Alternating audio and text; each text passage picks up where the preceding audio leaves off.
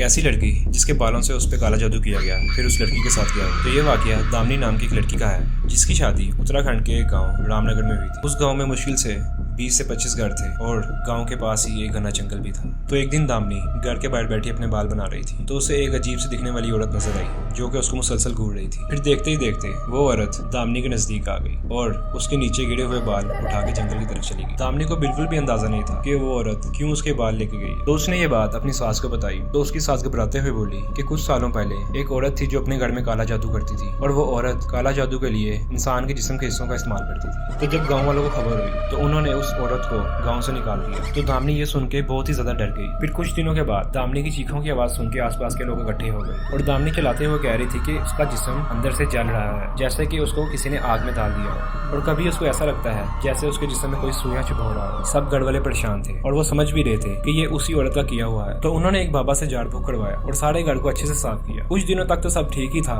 लेकिन कुछ वक्त गुजरने के बाद उस जादू की वजह से दामिनी बहुत कमजोर पड़ गई थी और ऐसे लग रहा था जैसे उसकी हड्डियां अंदर से टूट गई हो। वो इस शदीद दर्द को बर्दाश्त न कर सकी और फिर उसकी मौत हो गई। कहते हैं कुछ महीनों बाद गांव वालों ने उस औरत को जंगल में ही जिंदा जला दिया ताकि वो दोबारा किसी की जिंदगी बर्बाद न कर सके। तो आपकी क्या राय है इस बारे में कमेंट सेक्शन में बताएं। अगर ये वीडियो अच्छी लगे इस वीडियो को लाइक करें और शेयर करें।